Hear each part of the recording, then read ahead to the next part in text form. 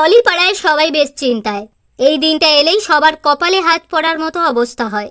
নিজের জায়গা কতটা ধরে রাখতে পারবে সেই নিয়ে রাতের ঘুম হয় না টলি তারকাদের। বর্তমানে ধারাবাহিকের ক্ষেত্রে টিআরপি তালিকায় নাম রাখতে পারাটা রীতিমতো যুদ্ধ জয়ের মতোই হয়ে দাঁড়াচ্ছে দিন দিন। আর বৃহস্পতিবার এলেই সেই তালিকা দেখার জন্য মুখিয়ে থাকে অভিনেতা অভিনেত্রী থেকে দর্শক সকলে। এবারের প্রথম 3-এ জায়গা করতে পারল না স্টার জলসা।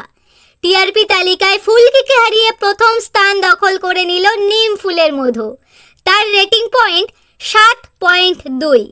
ফুলকি 7.0 রেটিং পেয়ে রয়েছে দ্বিতীয় স্থানে।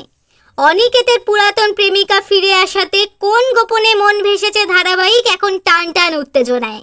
সেই সব মিলিয়ে 6.2 রেটিং নিয়ে এই ধারাবাহিক রয়েছে তৃতীয় স্থানে। এভি কথার ধীরে ধীরে কাছে আসা থেকে তাদের একসাথে লড়াই সবটাই দর্শক ভীষণ পছন্দ করে। আর তাই 5.9 রেটিংয়ের সাথে সাথে স্টার জলসার কথা ধারাবাহিক আছে চতুর্থ স্থানে। আর এদিকে জগদ্ধাত্রী স্বয়ংভূ বেশ পিছিয়ে পড়ে 5.8 রেটিং নিয়ে জায়গা করেছে পঞ্চমে। শ্বশুর বৌমার কোর্ট রুমে লড়াই দারুণ ফর্মে আছে। এই সব নিয়ে গীতা এলএলবি 5.7 নম্বর নিয়ে ষষ্ঠ স্থানে জায়গা করেছে। কিছুদিন হলো স্টার জলসায় শুরু হয়েছে শুভ বিবাহ। আর প্রথম সপ্তাহেই ছক্কা হাঁকালো হানি বাপনা ও সোনামণির জুটি। 5.4 রেটিং পেয়ে তারা জয় করে নিল সপ্তম স্থান। সূর্যদীপা ধীরে ধীরে আবার তাদের জায়গা পাকা করে নিচ্ছে।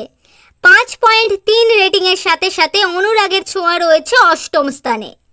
মহারাজ আর পূজা রেনির জুটি এখনও বেশ পিছিয়ে আছে। 5.0 রেটিং পেয়ে তারা আছে নবম স্থানে। সব শেষে দশম স্থানে জায়গা করে নিয়েছে রোশনাই। তাদের প্রাপ্ত নম্বর 4.9।